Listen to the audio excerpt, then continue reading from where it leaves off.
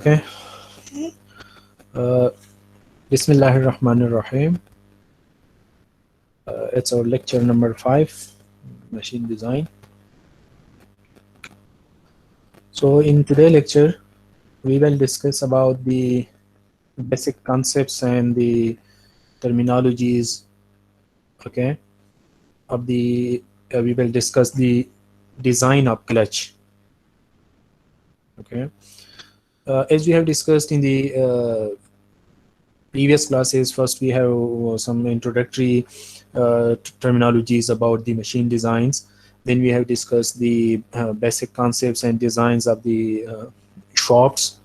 So as we have discussed in the first lecture, that this course is about the design of different mechanical component.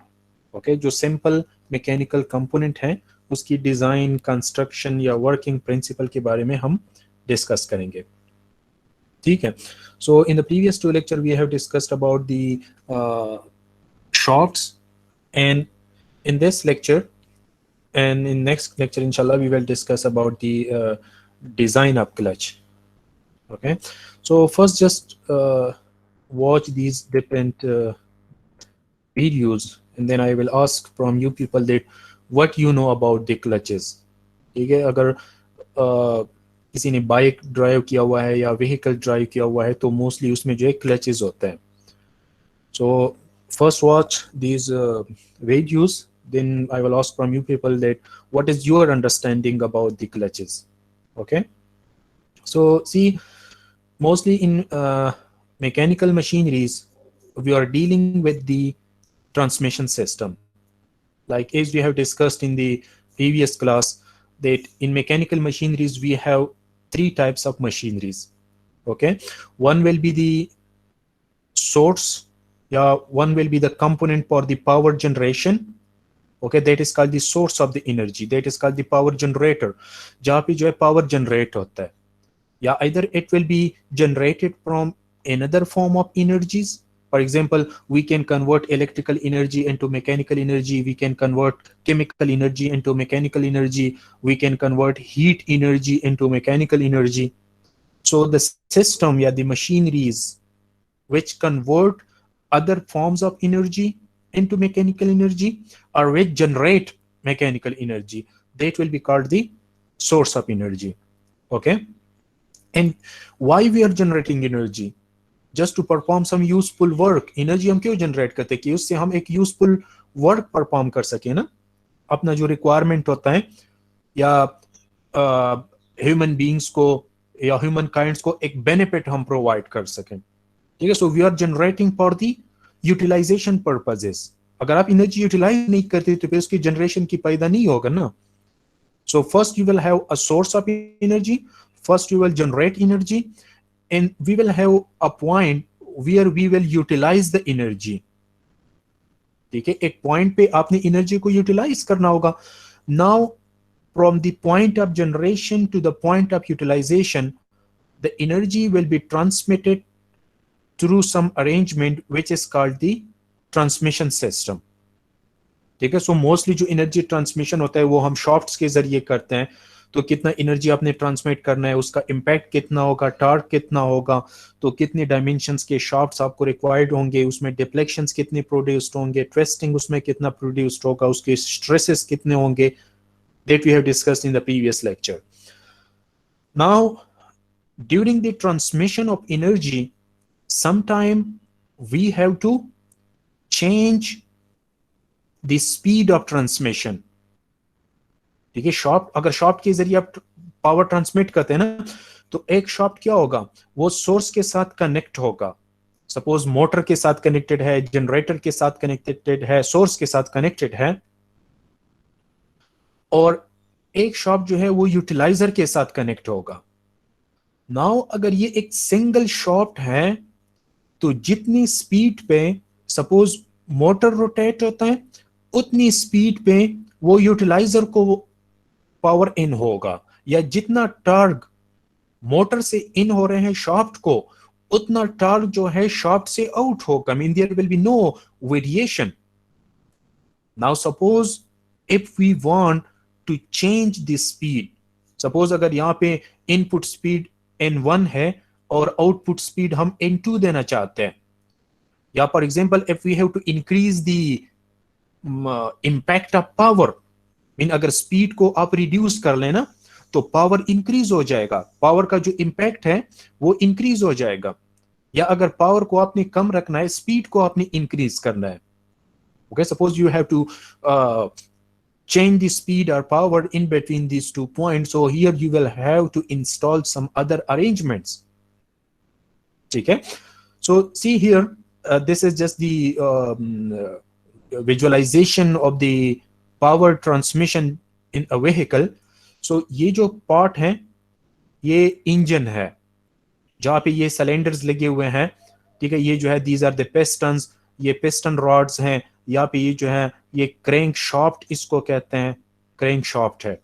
Actually क्या होता है कि इन cylinders में inside fuels burn होते हैं, उसकी fuel की बर्निंग की वजह से जो हीट एनर्जी है वो मैकेनिकल एनर्जी को कन्वर्ट होती है, mean due to the burning of the energy ये पिस्टन क्या होता है, अप एंड डाउन उसकी मूवमेंट काज हो जाती है, अप एंड डाउन, ठीक है, due to the burning of fuel inside this cylinder, ये पिस्टन और ये जो रॉड है ये अप एंड डाउन इसकी मूवमेंट काज्ड होती है।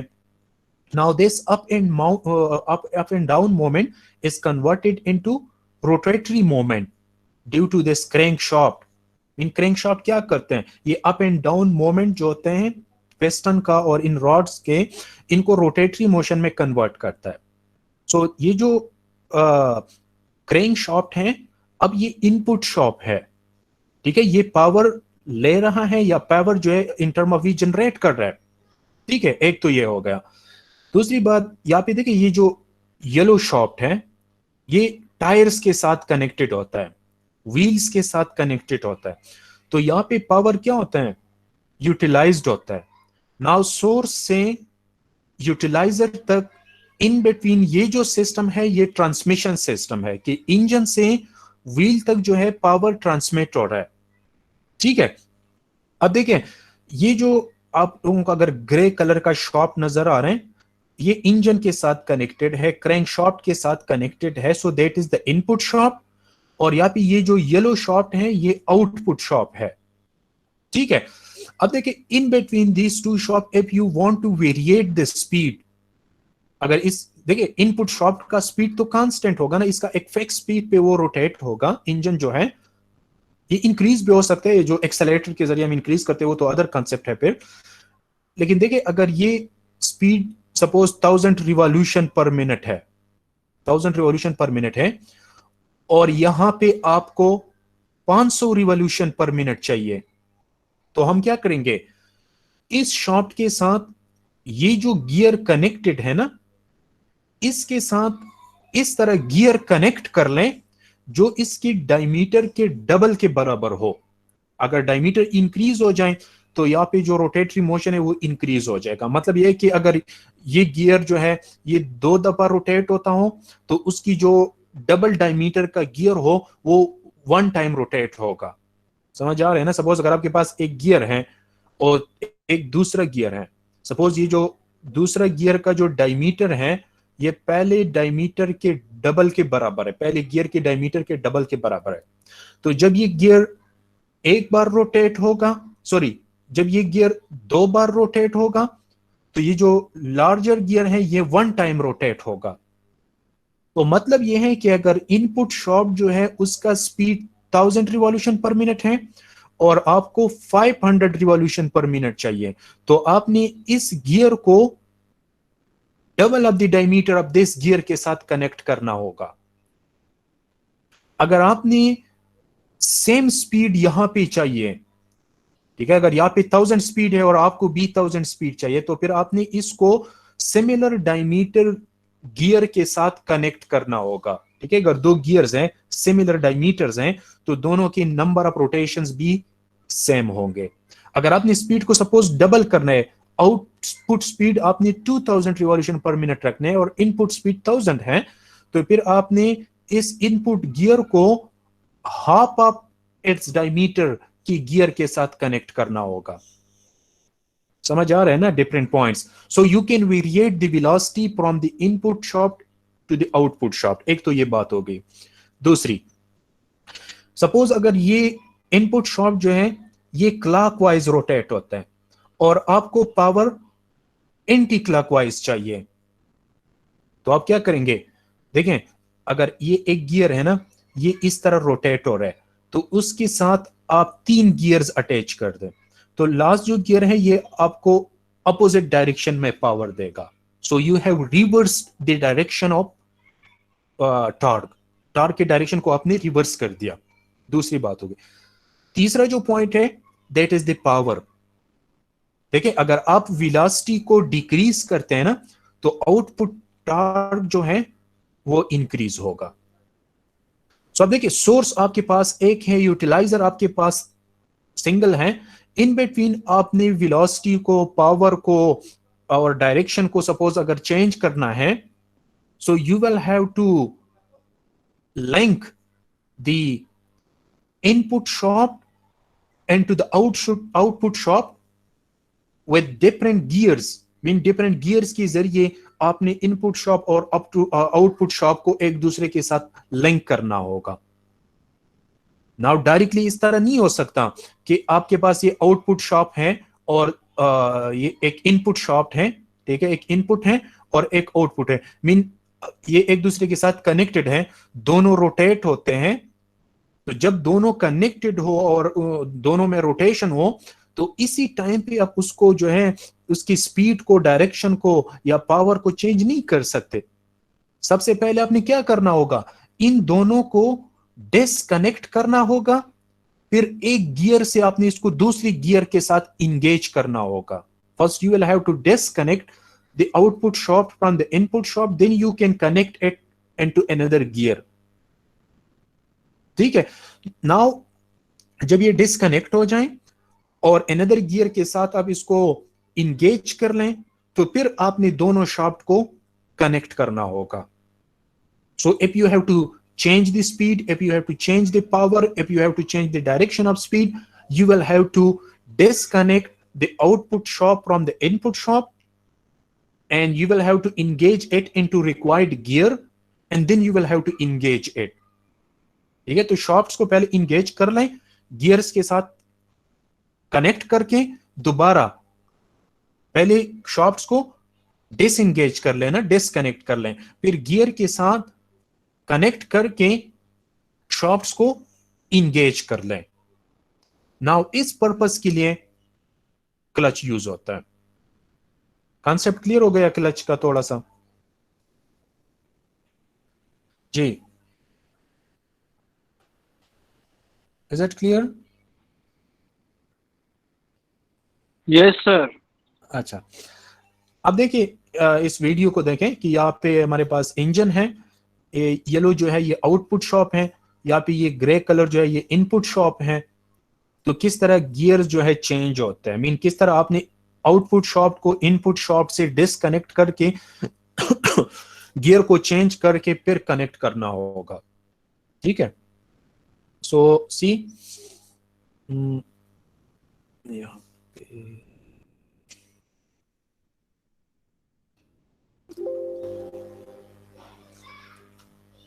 अच्छा,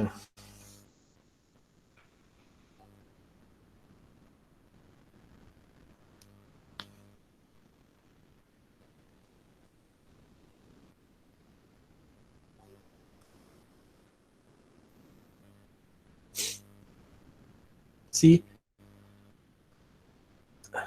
this is the transmission system. So actually we have to transmit the power from the engine into the vehicle. So you can see that this is the engine which is generating the power. This portion जो red line की bounded है ये clutch system है और backward जो है ये gear system है.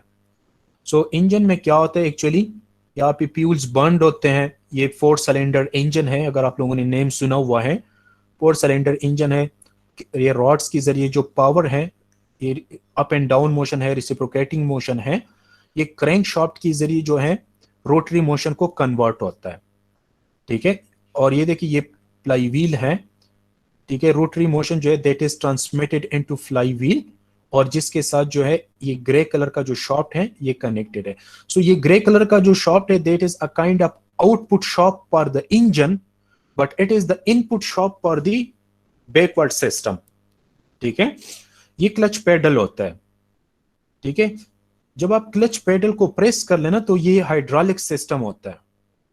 तो हाइड्रोलिक सिस्टम के जरिए अगर आप देखें यहाँ पे ये रेड शूज अगर आप लोगों को नजर आ रहे हो तो ये रेड शूज डिसएंगेज हो जाते हैं. तो जो इंजन का क्रैंक शाफ्ट है वो डिस्कनेक्ट होते हैं ये बाहर जो ग्रे कलर का शाफ्ट है इससे.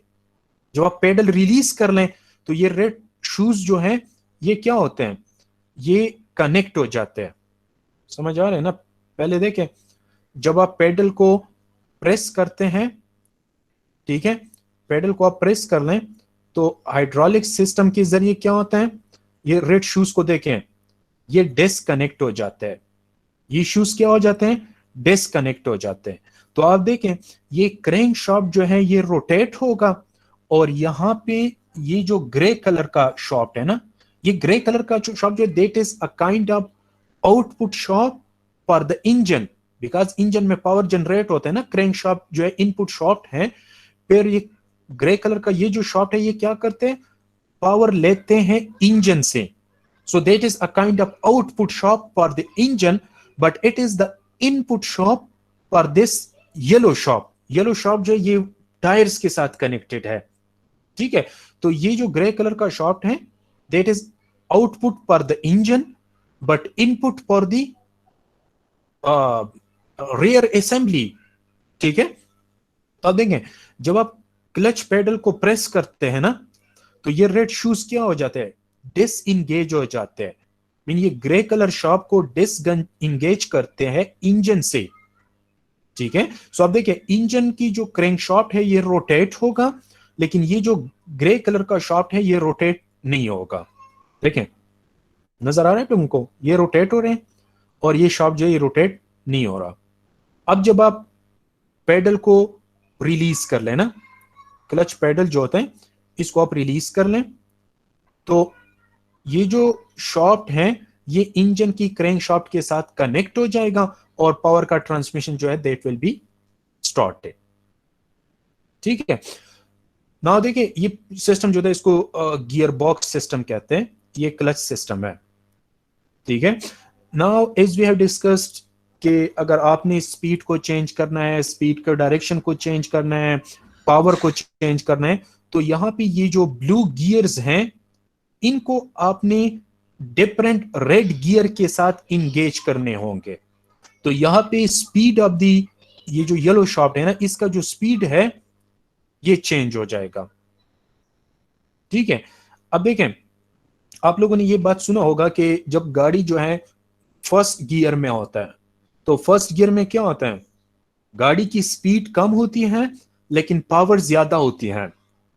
सेकंड गियर में क्या होता है, स्पीड इंक्रीज होता है as compare to the first gear but power उसका डिक्रीज हो जाता है. फिर थर्ड गियर में स्पीड फर्दरली इंक्रीज हो जाता है, फोर्थ गियर होता है. फिर फिफ्थ गियर जो है लास्ट गियर गाड़ी में जो होती है, फिफ्थ गियर में स्पीड मैक्सिमम होता है लेकिन पावर जो है टॉर्क, एक्चुअली शाफ्ट का जो टॉर्क होता है वो कम होता है. आप लोगों ने देखे होंगे ना मोटरवे पे जब आप जा रहे होते हैं तो आप फुल स्पीड पे जाते हैं बिकॉज उस पर आपको स्पीड चाहिए. अब अगर आप एक उतराई पे जाते हैं, स्लोप पे जाते हैं, ऊपर की तरफ जा रहे हैं तो आपको फिर पावर चाहिए ज्यादा, तो स्पीड हम कर देते हैं, गाड़ी जो है उसको फर्स्ट गियर में कर देते हैं. ठीक है, तो देखिए ये हमारे पास जो होते हैं, अगर आप लोगों ने गाड़ी देखी हुई है उसकी जो सेलेक्टर होता है या इसका जो गियर होता है जिसके जरिए हम गियर चेंज करते हैं उसके ऊपर लिखे होते हैं 1 2 3 4 5 और 5 के अपोजिट पे रिवर्स गियर होता है, 6 गियर्स होता है. अब देखें ये लार्ज साइज का एक है 1 2 3 4 5 6, ये 6 गियर्स होते हैं गाड़ी में. तो लार्जर गियर जो है यहाँ पे ये फर्स्ट गियर होता है, फिर सेकंड, थर्ड, फोर्थ, फिफ्थ और सिक्स्थ. ठीक है, सिक्स्थ गियर जो है ये रिवर्स गियर होता है. ठीक है, तो अब देखें अगर अब गाड़ी क्या है, न्यूट्रल पोजीशन में है. देखिए ये जो पिंक कलर वाले कि कौन सा कलर है, ये जो ये कलर जो है ये किसी भी गियर के साथ कनेक्टेड नहीं है, तो येलो शाफ्ट जो है ये रोटेट नहीं होगा। आप थोड़ा सा देखें, ये ब्लू और रेड गियर्स रोटेट होते हैं, और ये येलो शाफ्ट जो है ये रोटेट नहीं हो रहा, बिकॉज ये इन गियर्स के साथ अभी कनेक्टेड नहीं है।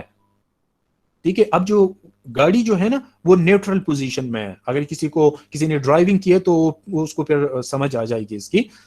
ठीक है, गाड़ी का जो ये गियर हैंडल होता है ना, ये न्यूट्रल पोजीशन में है, ये किसी भी गियर के साथ कनेक्टेड नहीं है। ठीक है, अब देखें, ये ब्लू और रेड जो है ये रोटेट होते हैं, लेकिन येलो शाफ्ट जो है ये रोटेट नहीं हो रहा। अब हम क्या करते हैं कि हैंडल के जरिए जो होते हैं, ये येलो शाफ्ट को किसी एक गियर के साथ शिफ्ट कनेक्ट करना होगा। ठीक है, देखें, वो जो गियर हैंडल होता है ना, इसको आप आगे पीछे जब करते हैं तो ये इस तरह गियर्स के साथ कनेक्ट होता है। ठीक है, इनको डॉग क्लचेस कहते हैं, इन बिटवीन दीज ब्लू गियर्स जो है इनको डॉग क्लचेस कहते हैं। अब देखें, हैंडल को आप जो है इसको मूव कर सकते हैं ना गाड़ी में। नाउ जब आप ये फर्स्ट जो लिखा होता है ना, उस डायरेक्शन में जब आप उसको मूव कर लें तो ये येलो शाफ्ट को देखें, इसकी रोटेशन स्टार्ट हो गई, और ये किसके साथ कनेक्टेड हो गया? फर्स्ट गियर के साथ कनेक्टेड हो गया। तो अब इंजन का जो पावर है ये इस पाथ में ट्रांसमिट होगा। ये ग्रीन पाथ अगर आप लोगों को नजर आ रहा हो, तो इंजन से जो पावर आ रहा है वो इस ग्रीन पाथ में, मीन फर्स्ट गियर के जरिए गाड़ी की व्हील को ट्रांसफर हो रहा है फर्स्ट गियर पे। तो देखिए, इसका डायमीटर बहुत ज्यादा है, ये जो फर्स्ट गियर है, तो ये क्या करेगा? स्पीड को रिड्यूस करेगा, लेकिन टार्क का जो इंपैक्ट है वो इंक्रीज होगा, बिकॉज पावर तो कांस्टेंट जनरेट होता है ना। तो अगर आप एक टर्म को डिक्रीज करते हैं, दूसरा टर्म इंक्रीज होगा। अगर स्पीड इंक्रीज हो रहा है तो स्पीड डिक्रीज हो रहा है तो पावर इंक्रीज हो रहा है। सो नाउ व्हीकल जो है ये कौन से गियर में मूव हो रहा है? फर्स्ट गियर में है। क्लियर? अब देखें, सपोज अगर आपने स्पीड को चेंज करना है, स्पीड को इंक्रीज करना है, तो आप क्या करेंगे? अगर आप लोगों ने गियर हैंडल देखे हुए ना, तो 1 के अपोजिट 2 होता है, तो डायरेक्टली आप उसको 2 कर ले। ठीक है, 2 की तरफ ले। सो देखिए, अब गियर जो है 2 के साथ कनेक्टेड है। सिमिलरली आप यहाँ पे ये जो येलो शाफ्ट है, इसकी स्पीड को भी आप ऑब्जर्व करते जाए, ये इंक्रीज होता जाता है। अब आपने थर्ड गियर को कनेक्ट करना है, तो पहले हम क्या करते हैं, जो हैंडल होता है ना, उसको हम बीच में ले जाते हैं 1/2 में, फिर उसको थोड़ा सा राइट की तरफ करके 3 की तरफ पुश कर देता है। समझ आ रहे हैं ना? तो वो 1/2 से डिस्कनेक्ट होके थर्ड के साथ कनेक्ट हो जाएगा, थर्ड गियर के साथ। स्पीड को आप ऑब्जर्व करते जाइए, यहाँ पे स्पीड इंक्रीज और जो है इंक्रीज हो रहा है। समझ आ रहा है ना? अब देखिए, फोर्थ गियर, स्पीड को देखें, स्पीड इंक्रीज हो रहा है। ठीक है, सिमिलरली अब जो है फिफ्थ गियर के साथ कनेक्ट कर लें, तो पहले हम क्या करते हैं, हैंडल जो होता है ना 3 और 4 के दरमियान ले आते हैं, फिर राइट की तरफ करके 5 की तरफ जो है उसको पुश कर देते हैं। सो अब फिफ्थ गियर में गाड़ी जा रही है ना, स्पीड को देखिए, स्पीड इंक्रीज हो रहा है। और आप देखिए, फिफ्थ गियर का जो गियर है वो फर्स्ट गियर के मुकाबले में क्या है? स्मॉल डायमीटर का है। ठीक है, तो अगर ये एक रोटेशन करता है तो ये 3 रोटेशन करेगा। फिर अब अगर आप रिवर्स करते हैं तो हम क्या करते हैं, हैंडल को वो आर की तरफ मूव करते हैं ना, तो यहाँ पे 3 गियर्स लगे हुए हैं जो इनपुट स्पीड को या इनपुट डायरेक्शन को चेंज कर देते हैं, रिवर्स कर देते हैं।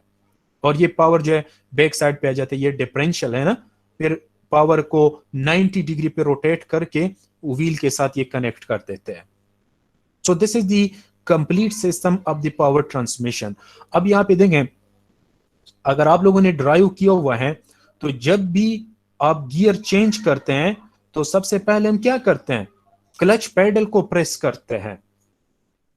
अगर क्लच पेडल को आप प्रेस नहीं करेंगे और डायरेक्टली आप गियर चेंज कर ले, तो क्या होता है, ये गियर जो है ये टूट जाते हैं। अक्सर कहते हैं कि गियर बॉक्स जो है ये टूट गया है। ठीक है, गियर बॉक्स जो है ये टूट गया है। तो अब क्लच का फंक्शन क्या होगा कि जब भी आप गियर चेंज करते हैं, मतलब गियर हम क्यों चेंज करते हैं, स्पीड हमने चेंज करना होता है, पावर हमने चेंज करना होता है, डायरेक्शन हमने चेंज करना होता है।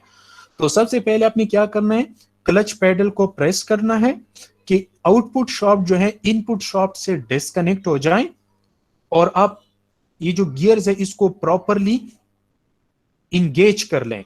तो फिर आप क्लच को रिलीज कर लें तो पावर जो है according to that speed transmit होगा। अक्सर आप लोगों ने जब गियर चेंज करते हैं ना तो गियर बॉक्स से एक आवाज जैसा आ जाता है, कर जैसा आवाज आ जाता है, ठीक है। एक्चुअली क्या होता है कि ये जो डॉग क्लच की जो टीथ है और शाफ्ट के साथ ये जो ब्लू क्लच की जो टीथ है ये प्रॉपरली एक दूसरे के साथ इंगेज नहीं हो जाते, तो इसलिए वो स्लिप हो जाते हैं। तो गियर जो है वो चेंज नहीं होता। समझ आ रहे हैं? ठीक है। तो आप देखें ये इस तरह एक पूरा ट्रांसमिशन से। सो क्लच जो है that is the most important mechanical element for the transmission of power. If you have to change the speed or direction, or if you have to change the we can say that direction of the power from input into output shaft. So clutch के जरिए आपने क्या करना होगा, दोनों shaft को disengage करके फिर उसको इंगेज करना होगा। ठीक है। Yes sir. अच्छा, ये भी देखें, एक शॉर्ट उसकी है, एक वीडियो है।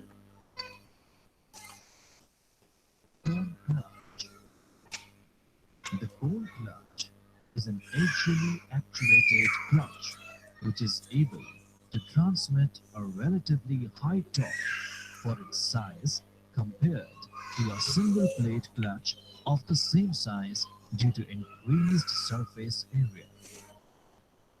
Cone clutch is usually now confined to very specialist transmissions like in racing, rallying, powerboats, or in extreme off-road vehicles. Instead of mating two spinning discs, the cone clutch uses two conical surfaces to transmit torque by friction. Cone clutch assembly consists of a female cone, a male cone, a spring, and clutch control. Just simple देख लें, यहाँ पे हमारे पास एक output shop है और ये जो है ये इनपुट शॉप है। ठीक है, तो ये दोनों एक दूसरे के साथ कनेक्टेड होते हैं। जब आपने इनको डिस्कनेक्ट करना है तो जस्ट ये जो आउटपुट शॉप है इसको इस राइट डायरेक्शन में मूव कर ले तो ये इससे आउट हो जाएगा। तो इनपुट शॉप जो है ये रोटेट होगा और आउटपुट शॉप जो है ये इन रेस्ट हो जाएगा। So the two shops will be disconnected. तो अगर आउटपुट शॉप को आप किसी दूसरे गियर के साथ कनेक्ट कर ले और दोबारा उसको इंगेज कर ले। ठीक है। Yes sir. अच्छा, ना एक और भी है, ये we will discuss in this lecture actually the clutch function in construction. So अब आप लोगों की जो एक्सपीरियंस है वो क्या है क्लच के बारे में? जी, किस किस को ड्राइविंग आते हैं? जी, यस सर। ड्राइविंग सर किया आपने? शेरिया ड्राइविंग यस किया? सर। जी, जी तो सर। क्लच क्लच के क्या फंक्शंस होते हैं, आप जो थोड़ा सा शेयर कर लें। सर जैसे जब हम लोग गियर चेंज कर रहे होते हैं, लेट्स से फर्स्ट से सेकंड में जा रहे होते हैं, जब स्पीड ज्यादा हो रही होती है एक्सीलरेशन के बाद, फिर उसके लिए हमें ये करना होता है कि जब क्लच हम लोग दबाते हैं तो डिसंगेज होते हैं सारे सिस्टम। तो फिर हम सेकंड गियर लगाते हैं या सेकंड गियर से फिर फर्स्ट गियर में आना हो तो फिर इसी तरह गियर चेंज करने के लिए हम क्लच यूज करते हैं। अच्छा, ये जो पहले हमने एक वीडियो हमने डिटेल से मैंने डिस्कस किया आप लोगों का, उससे थोड़ा क्लियरेंस आ गई आपके माइंड में कि क्लच किस तरह फंक्शन उसका क्या होता है या किस तरह फंक्शन उसका होता है? यस सर, मुझे तो काफी क्लियरेंस हो गई है इसकी। अच्छा, बाइक में भी इस तरह होता है ना कि जब आप गियर चेंज करते हैं तो आपने क्लच को प्रेस करना होगा। So again, we can simplify, or we can summarize that the main function of the clutch is to disengage the output shock from the input shock. ठीक है?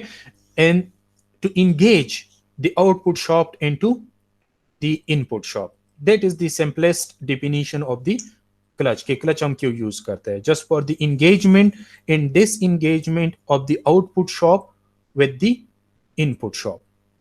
ठीक है? अच्छा. Now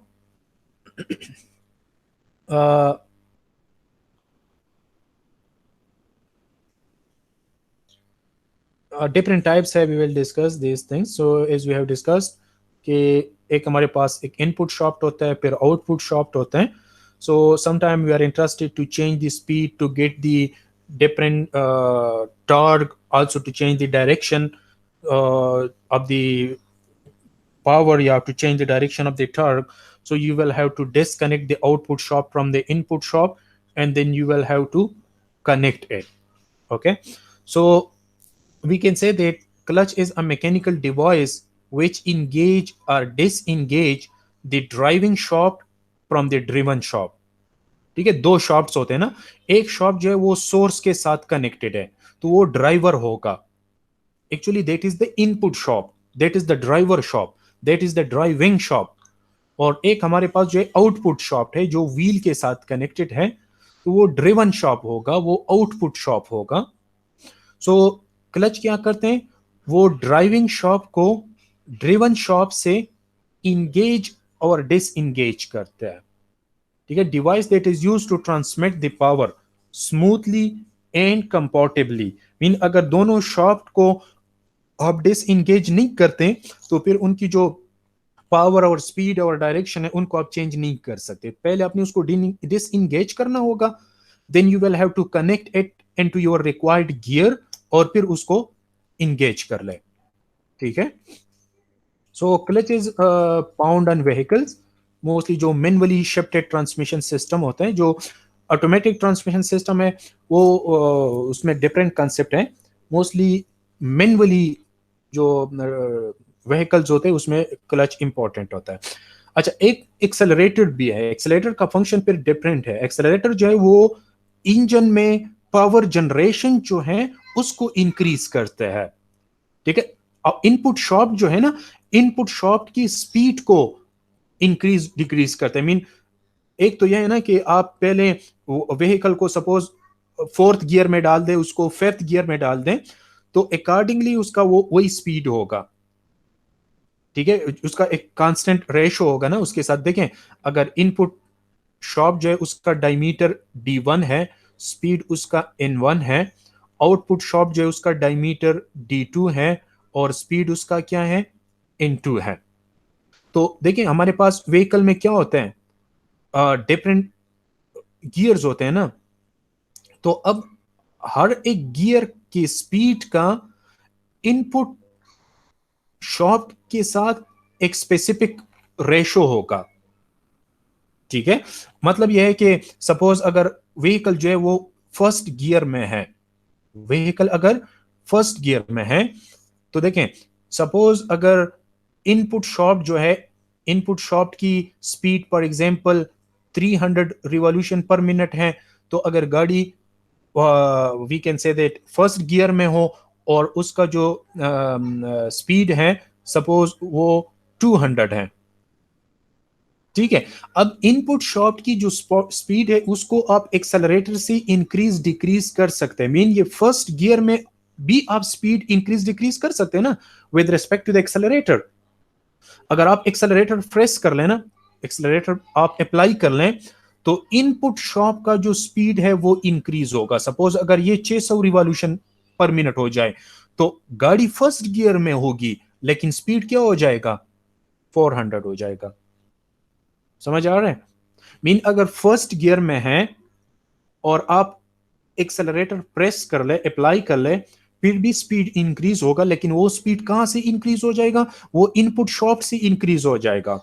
और एक ये कि आप एक्सेलरेटर प्रेस नहीं करते लेकिन क्लच और गियर के जरिए आप स्पीड चेंज करते. देखें, आप एक्सेलरेटर प्रेस नहीं करते, इनपुट शॉप का स्पीड कितना है, 300 रिवॉल्यूशन पर मिनट है।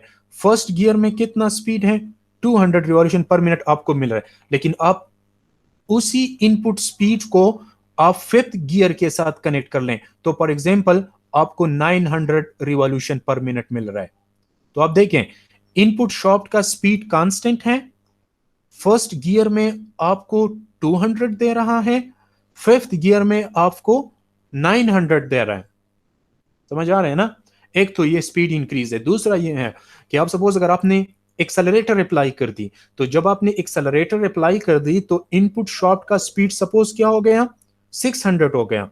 तो जब इनपुट शॉफ्ट का स्पीड 600 हो जाए तो फर्स्ट गियर में आपको कितना देगा, 400 देगा, और फिफ्थ गियर में आपको कितना देगा, 1800 देगा। समझ आ रहा है इस पॉइंट की? तो एक हम क्या करते हैं कि गाड़ी को हाईएस्ट गियर में रखते हैं, फिर जो है एक्सेलरेटर अप्लाई करते हैं तो स्पीड जो है वो बहुत ज्यादा इंक्रीज हो जाता है।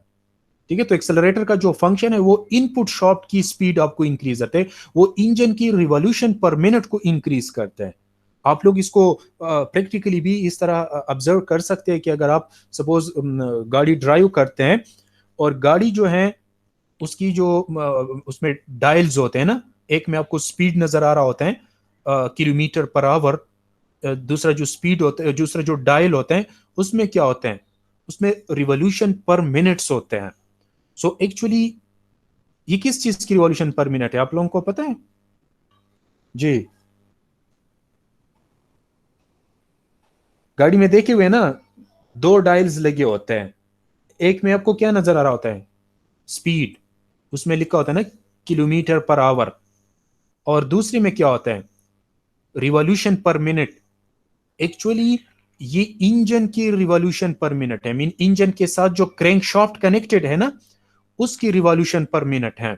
और आप देखें इसकी वैल्यू जो है एक्सेलरेटर से चेंज होती है, मीन अगर आप एक्सेलरेटर को प्रेस करते हैं ना तो यहाँ पे जो रिवॉल्यूशन पर मिनट होता है ये इंक्रीज होता है। मीन अगर जब आप गाड़ी स्टार्ट करते हैं ना और गाड़ी जो है वो इन रेस्ट पोजीशन है, मीन गियर क्या है, न्यूट्रल है। ठीक है, गाड़ी जो है अभी इसकी स्पीड 0 है, मीन वो इन रेस्ट है, और आप एक्सेलरेटर अप्लाई करते हैं तो आप इस डायल को देखें, इसकी जो नीडल होती है वो इंक्रीज हो जाती है। मीन एक्सेलरेटर के साथ इंजन का जो क्रैंक शाफ्ट है उसका रिवॉल्यूशन पर मिनट इंक्रीज होता है। तो सिमिलरली अगर आप गियर भी हाईएस्ट के साथ कनेक्ट कर लें और एक्सेलरेटर को भी प्रेस कर लें तो स्पीड बहुत ज्यादा इंक्रीज हो जाएगी। समझ आ रहा है? अक्सर आप लोगों ने ये भी देखा होगा ना कि गाड़ी जो है एक गियर के साथ कनेक्टेड होता है और एक्सेलरेटर को आप टच भी नहीं करते, लेकिन फिर भी गाड़ी जो है वो जारी होती है। वो एक्चुअली इनपुट शॉफ्ट की जो अपनी स्पीड होती है ना वो गियर पे डायरेक्टली ट्रांसफर होके उससे वो व्हीकल जो है वो मूव होते हैं। अगर फिर आपने स्पीड को इंक्रीज करना है तो फिर आपने एक्सेलरेटर को उसके साथ प्रेस करना होगा। क्लियर हो गया जी? जी सर बिल्कुल। अच्छा, so mostly the clutches are found in the manually shifted transmission system in which disengage the engine from the transmission system, yeah, which disengage the output shaft from the input shaft, okay, which release the engine from transmission during the gear shifts। Mean अगर आपने gear को shift करना हो तो पहले आपने क्या करना है, इंजन को ट्रांसमिशन सिस्टम से डिसएंगेज करना होगा। अगर आप डिसएंगेज ना करें तो फिर वहां पे जो है प्रॉब्लम या डैमेज काज हो सकता है। तो पहले आप इंजन को डिसएंगेज कर लें, गियर को शिफ्ट करके दोबारा इंजन के साथ इंगेज कर लें। So that is the function of clutch. Similarly driver control clutch application from inside the vehicle with a clutch pedal. Mean clutch pedal के जरिए आप इसको कंट्रोल कर सकते हैं, जिस तरह हमने प्रीवियस एक वीडियोस में आप लोगों ने देखा ना कि जब पेडल को आप प्रेस करते हैं ना तो शॉफ्ट्स डिसएंगेज हो जाते हैं, और जब आप पेडल को रिलीज कर लें तो शॉफ्ट जो है वो इंगेज हो जाते हैं। ठीक है, engine does not make sufficient torque at lower revolution per minute to be able to move the car. Mean एक पॉइंट ये भी है कि जब इंजन की एक्सेलरेटर आप प्रेस नहीं करते तो इंजन की जो अपनी टॉर्क होती है वो गाड़ी को अक्सर मूव नहीं करता। मीन अक्सर आप लोगों ने देखा होगा ना, गाड़ी आप स्टार्ट भी कर लें, फर्स्ट गियर के साथ कनेक्ट भी कर लें, सेकंड गियर के साथ कनेक्ट भी कर लें, फिर भी गाड़ी जो है वो मूव नहीं होती। क्यों? इंजन की जो अपनी टॉर्क है या इंजन की जो अपनी रिवॉल्यूशन पर मिनट है, that is not sufficient to move the vehicle. आपने क्या करना होगा, उसको इंक्रीज करना होगा। तो किस तरह इंक्रीज करना होगा? एक्सेलरेटर आपने प्रेस करना होगा। ठीक है, अक्सर आप लोगों ने ये भी देखे होंगे या सुने होंगे कि जब आप गाड़ी स्टार्ट कर लेते हैं, ठीक है, तो वो फिर बंद हो जाती है। क्यों? साथ में आपने प्रॉपर एक्सेलरेटर भी प्रेस करना होगा। मीन अगर आप एक्सेलरेटर प्रेस ना करें तो इंजन की जो अपनी टॉर्क होती है या इंजन की जो अपनी रिवॉल्यूशन पर मिनट होती है, वो आउटपुट शॉप को प्रॉपरली रोटेट नहीं कर सकता। तो आउटपुट शॉप इन रेस्ट होता है, तो इंजन की जो शॉफ्ट है उसकी उतनी पावर नहीं होती कि आउटपुट शॉप को रोटेट कर सके। तो वो खुद ब खुद जो क्या होता है, वो उसकी स्पीड जीरो हो जाती है, इंजन बंद हो जाता है। ठीक है, तो इंजन की जो अपनी पावर है that is not sufficient to move the car या move the vehicle, then you will have to press the accelerator. ठीक है, and clutch must gradually couple rear wheels to engine. ये क्लच का फंक्शन होता है कि रियर व्हील का जो शॉफ्ट होता है वो इंजन के साथ आपने इंगेज करना होता है, डिसएंगेज करना होता है। So for that purposes you will have to press the clutch pedal. Here you can see that, for example, one we have the driving member, another one we have the driven member. इनके दरमियान ये दो जो है ये fractional surfaces है। ये भी एक क्लच है ना, फ्रैक्शनल सरफेसेस है। जब ये दो सरफेसेस आप देखें एक दूसरे के साथ कनेक्टेड हैं, मीन दोनों ये जो सर्कुलर प्लेट्स है ना, इन दोनों के सरफेसेस क्या हैं, एक दूसरे के साथ अटैच्ड हैं। तो अगर ये ड्राइविंग मेंबर सोर्स के साथ कनेक्टेड है और ये रोटेट हो रहा है, तो ये ड्रिवन शाफ्ट जो है, आउटपुट शाफ्ट जो है, इसके साथ यहाँ पे कनेक्टेड है, दोनों के दरमियान हाई फ्रिक्शन होगा। तो इस हाई फ्रिक्शन की वजह से ये ड्रिवन शाफ्ट जो है ये भी रोटेट होगा। और जब ये दोनों प्लेट जो है एक दूसरे से जो है आप सेपरेट कर लें, डिसएंगेज कर लें, तो ड्रिवन शाफ्ट जो है इसका स्पीड क्या हो जाएगा, जीरो हो जाएगा। मीन ड्राइविंग शाफ्ट जो है वो रोटेट होगा, उसकी स्पीड होगी, लेकिन ड्रिवन शाफ्ट जो है ये जीरो हो जाएगा, इसकी स्पीड जो है ये जीरो हो जाएगी। ठीक है, so now we can say that the shaft are disconnected.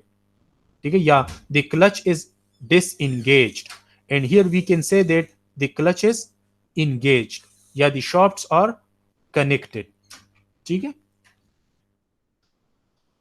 so now from this whole discussion we can summarize that the shafts provide speed and torque conversion.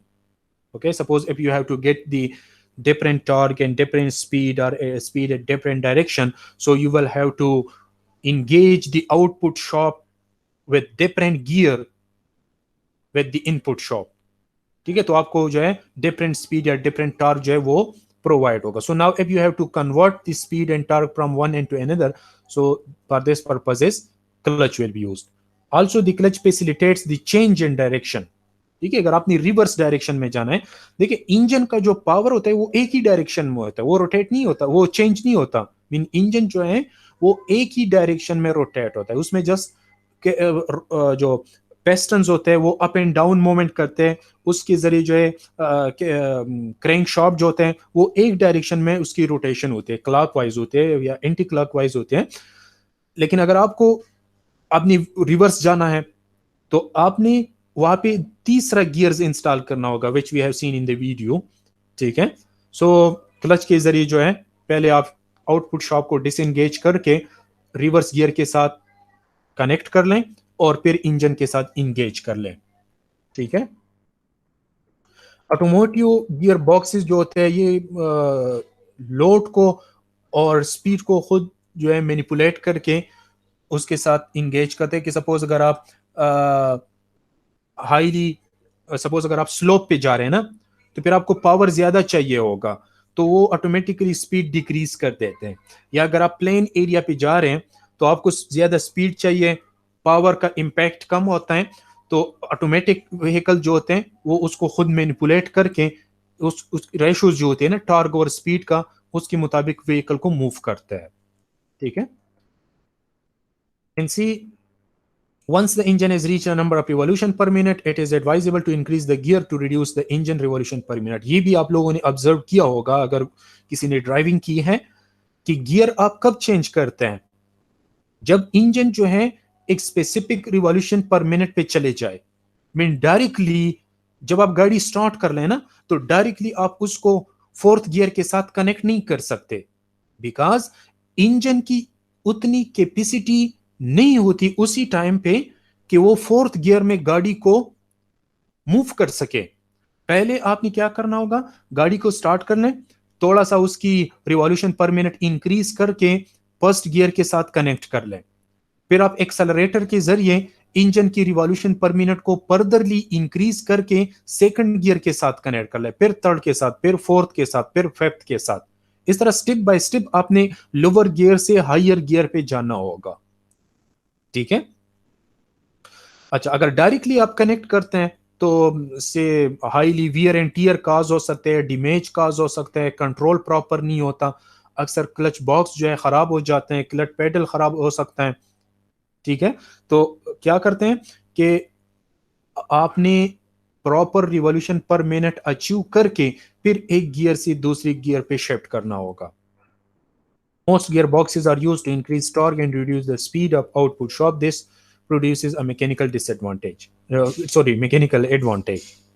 ठीक है, मीन समटाइम आपको ज्यादा टॉर्क रिक्वायर्ड होता है, speed की जरूरत नहीं होती, तो हम स्पीड को रिड्यूस कर देते हैं कि जो स्पीड आप रिड्यूस करते हैं ना तो उसका जो एडवांटेज है उससे टॉर्क इंक्रीज हो जाता है। ठीक है, मतलब यह है कि अगर आपको स्पीड नहीं चाहिए ज्यादा, आपको ज्यादा टॉर्क चाहिए, तो अगर स्पीड को आप रिड्यूस नहीं करते और टॉर्क को आप इंक्रीज करते हैं तो क्या होगा, ज्यादा फ्यूल यूज होगा, तो ये ऑपरेशन इकोनॉमिकल नहीं होगा। मतलब ये कि हमें स्पीड नहीं चाहिए ज्यादा, हमें टॉर्क ज्यादा चाहिए, तो अगर स्पीड को आप कम नहीं करते, उसी स्पीड में आप रिक्वायर्ड टॉर्क अचीव करना चाहते हैं तो ये इकोनॉमिकल नहीं होगा।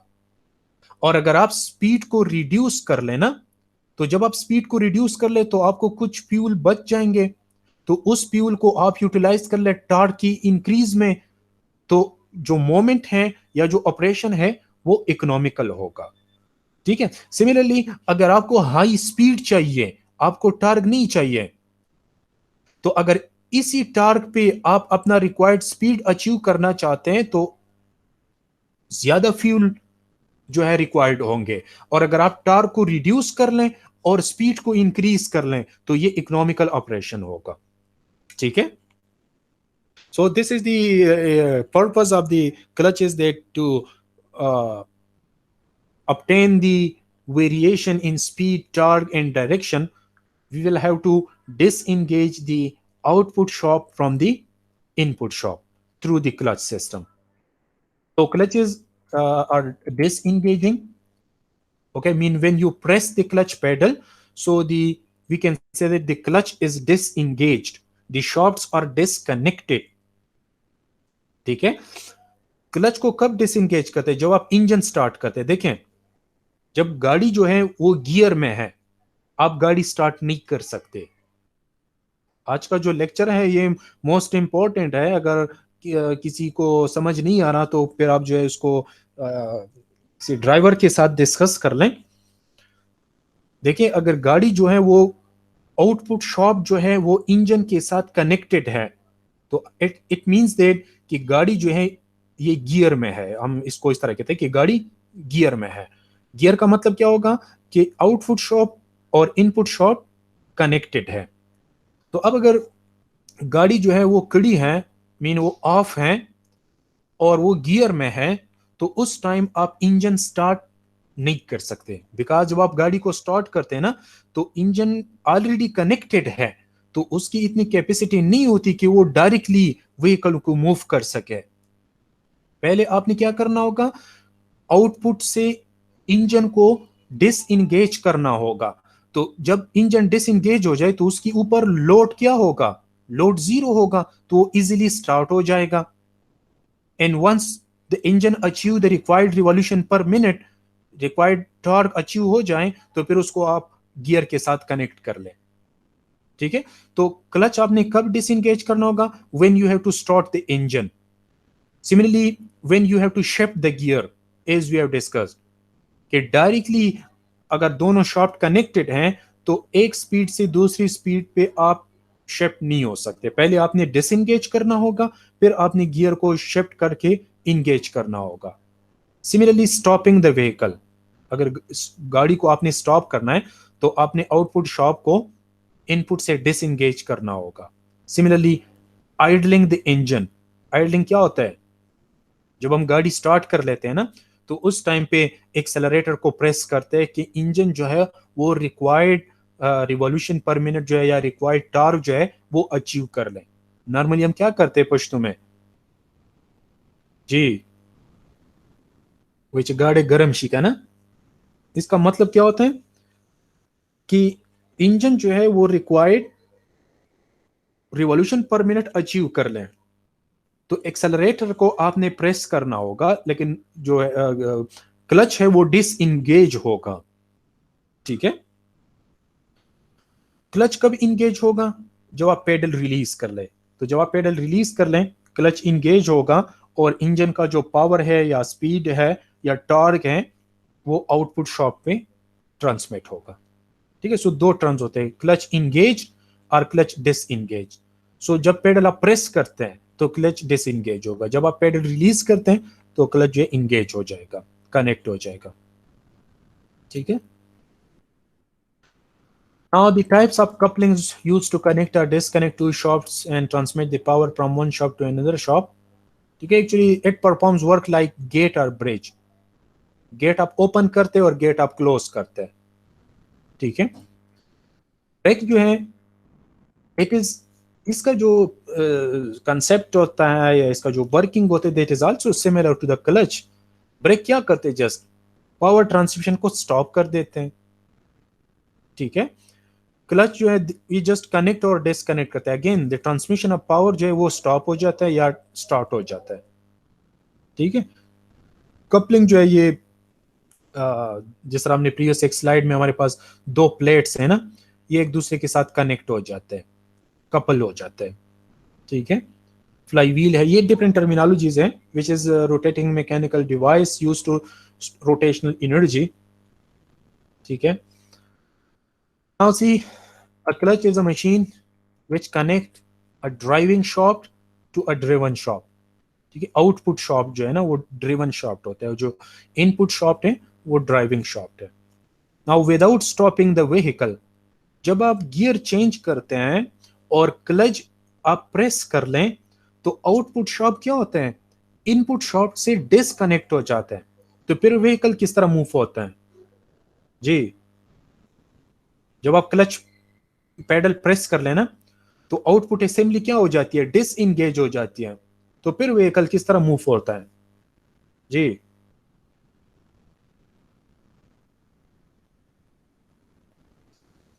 देखिए जब एक रोड पे गाड़ी जा रही है ना, ड्राइवर क्या करते हैं, गियर चेंज करते हैं।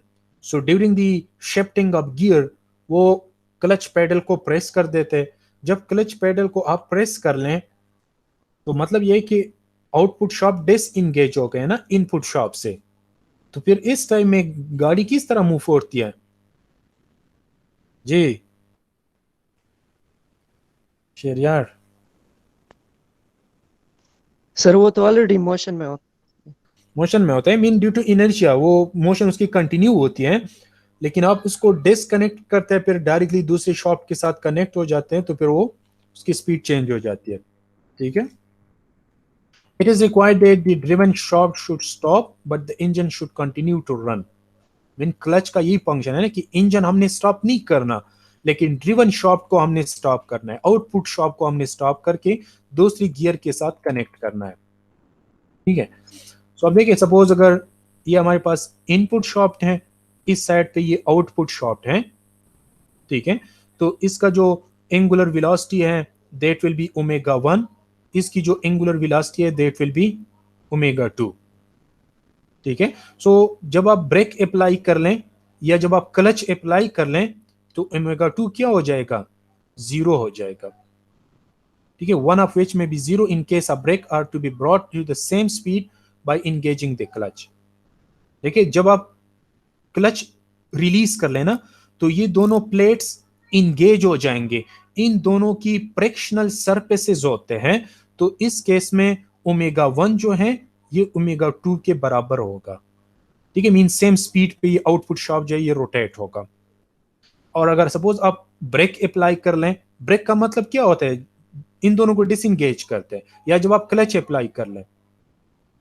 ठीक है, सो फिर ओमेगा 2 क्या होगा, 0 होगा, लेकिन ओमेगा 1 जो है वो 0 नहीं होगा। ठीक है, इंजन जो है वो रन होगा, वो स्टॉप नहीं होगा, लेकिन ड्रिवन शाफ्ट जो है वो स्टॉप हो जाएगा।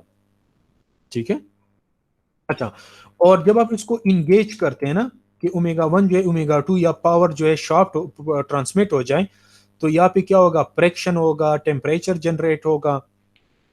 ठीक है, तो ये चीजें जो है ये फिर कंसिडर करनी होती है डिजाइनिंग में। देखिए हम जो ये टर्मिनोलॉजी डिस्कस करें फिर डिजाइनिंग में आती है। ठीक है, जब आप इसको इंगेज कर लेना तो दोनों की फ्रिक्शनल सरफेसेस हैं, या फिर टेम्परेचर राइज होगा, फ्रिक्शन की वजह से स्पीड लॉस होगा, एनर्जी लॉस होगा। तो यहाँ पे कौन से मटेरियल आपने सेलेक्ट करने हैं कि एनर्जी लॉस जो है ये कम हो, टेम्परेचर राइज जो है ये कम हो।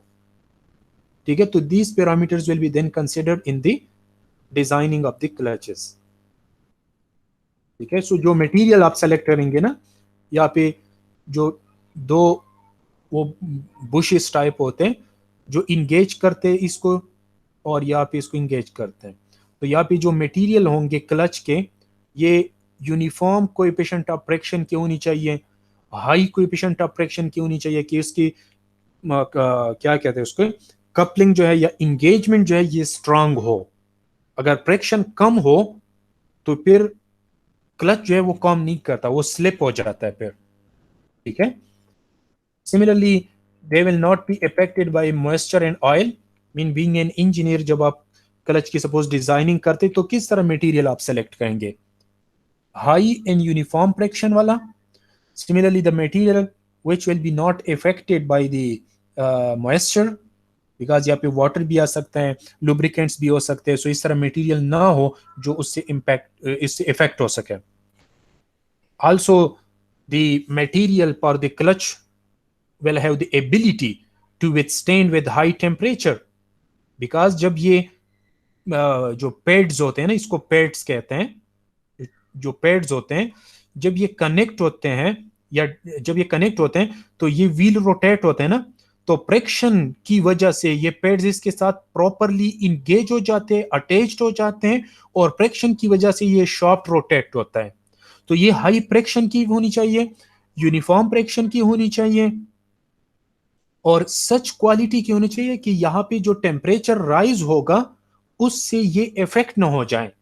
सो the material for the clutch will be such that which will be not affected, या which will resist the high temperature rise. Also it will have high heat of conductivity, because यहाँ पे temperature rise होगा ना, तो फिर उस temperature को outside पे ट्रांसफर करने के लिए इसकी प्रॉपर कंडक्टिविटी होनी चाहिए।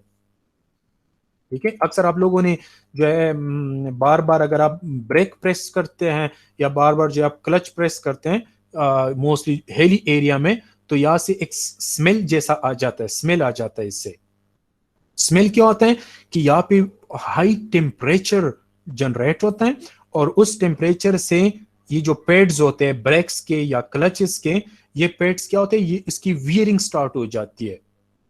हाई टेम्परेचर की वजह से ये क्या होते हैं, खराब हो जाते हैं ना, तो उससे वो स्मेल प्रोड्यूस्ड होता है, आप लोगों ने अगर ऑब्जर्व किया हुआ है। ठीक है, सो ये जो मटेरियल होंगे क्लच के, यहाँ पे इसकी कंडक्टिविटी ज्यादा होनी चाहिए। अगर यहाँ पे हीट जनरेट हो जाए ना, तो हीट सेफली बाहर ट्रांसमिट होना चाहिए, वरना यहाँ पे जो है फिर वियरिंग और टीयरिंग प्रोड्यूस्ड हो सकता है। मीन वियरिंग एंड टीयरिंग तो फ्रिक्शन से प्रोड्यूस हो सकता है, लेकिन इसकी जो ये मटेरियल है ये खत्म हो सकते हैं ना। ठीक है, सो the material which is selected for the clutch is should have these characteristics. Now we have different types of clutches, like rim type with internal expanding shoe. देखें, ये ड्रम है ना, इसको ड्रम कहते हैं. अगर ये ड्रम जो है ये इनपुट शाफ्ट के साथ कनेक्टेड है, और यहाँ पे ये जो 3 शूज अगर आप लोगों को नजर आ रहा हो, ये आउटपुट शाफ्ट के साथ इस तरह कनेक्टेड है यहाँ पे. अब ये असेंबली जो है ये यहाँ पे इनसाइड होती है ना, तो जब आप पेडल को प्रेस करते हैं, क्लच के पेडल को प्रेस करते हैं, तो ये शूज क्या होते हैं, ये इनसाइड की तरफ मूव होते हैं. ये इनसाइड की तरफ मूव होते हैं, तो सिलेंडर की जो इनसाइड सरफेस है ये इससे डिस्कनेक्ट हो जाते हैं. तो देखें, ये जो ड्रम है ना ये इंजन के साथ कनेक्ट होता है, सोर्स के साथ कनेक्ट होता है, तो ये रोटेट होगा, और ये जो आउटपुट शाफ्ट है इसकी स्पीड क्या हो जाएगी, 0 हो जाएगी. और जब आप पेडल को रिलीज कर लेना, तो ये जो पैड्स हैं ये इस तरह एक्सपेंड हो जाएंगे, और जब ये पैड्स एक्सपेंड हो जाएं तो ये ड्रम की सरफेस के साथ अटैच्ड हो जाएंगे, कनेक्ट हो जाएंगे, और इसकी ये जो फ्रिक्शन है ना सरफेस का, इस फ्रिक्शन की वजह से अगर ये ड्रम रोटेट हो रहा है तो ये शाफ्ट भी रोटेट होगा. So then we will say that the clutch is engage, या the two shafts are connected.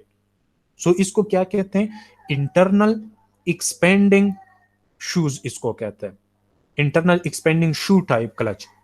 And similar जो है ये ब्रेक भी है.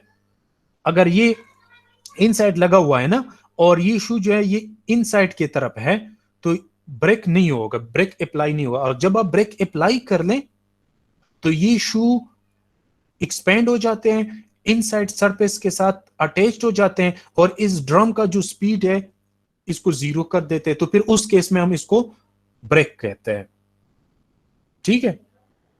अच्छा, जो नेक्स्ट टाइप है that is the external contracting शू.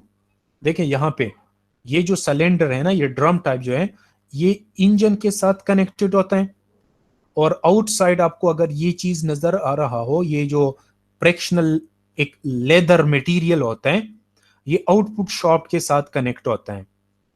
अब आप देखें ये जो लेदर है ना ये इस ड्रम के सरफेस से ऊपर है, मीन डिस्कनेक्ट है. तो इंजन या सोर्स या ये जो शाफ्ट है ये रोटेट होगा, और आउटपुट शाफ्ट जो है वो रोटेट नहीं होगा, उसकी स्पीड जो है वो 0 होगी. जब आप पेडल को रिलीज कर लेना तो ये जो फ्रिक्शनल मटेरियल है या ये जो लेदर मटेरियल है, जब आप पेडल को रिलीज कर लें तो ये इस सरफेस के साथ इंगेज हो जाएगा, टाइटली अटैच हो जाएगा. तो इनपुट शाफ्ट से आउटपुट शाफ्ट तक पावर जो है वो ट्रांसमिट होगा. And we will say that the clutch is engage. ठीक है. बैंड टाइप होता है, डेस्क टाइप है, एक्सियल टाइप है, कोन टाइप है. ठीक है. प्रीवियसली एक वीडियो में था. डेस्क किस तरह होता है कि सपोज अगर एक शाफ्ट है उसकी यहाँ पे एक डेस्क लगा होता है, दूसरा शाफ्ट है उसकी इस इन पे एक डेस्क लगा होता है. तो इन दोनों को अगर आप अटैच कर ले, एक दूसरे के साथ कनेक्ट कर लें, तो इन दोनों की फ्रिक्शनल सरफेसेस होते हैं, उसकी वजह से आउटपुट शाफ्ट जो है वो उसकी रोटेशन स्टार्ट हो जाती है with respect to the input shaft. और जब आप पेडल को प्रेस करते हैं तो ये दोनों डिस्कनेक्ट हो जाते हैं, एक दूसरे से सेपरेट हो जाते हैं. ठीक है. सो डिस्क या एक्सियल क्लच होता है. Is it clear?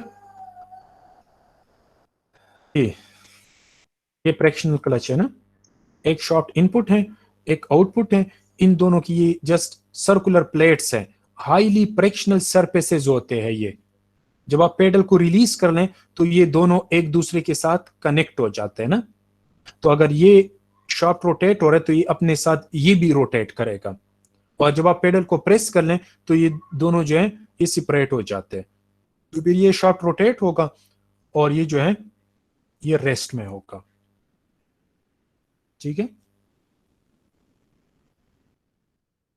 फिर हो गया यहाँ तक फंक्शन या जो कॉन्सेप्ट है क्लच का, ये किस तरह काम करते हैं, इसका पर्पस क्या होता है. ठीक है. जी. Akhtar Amin clear? Yes sir clear है। जी Munibur Rehman. Yes, sir, clear. अच्छा, इकरा आर यू देयर?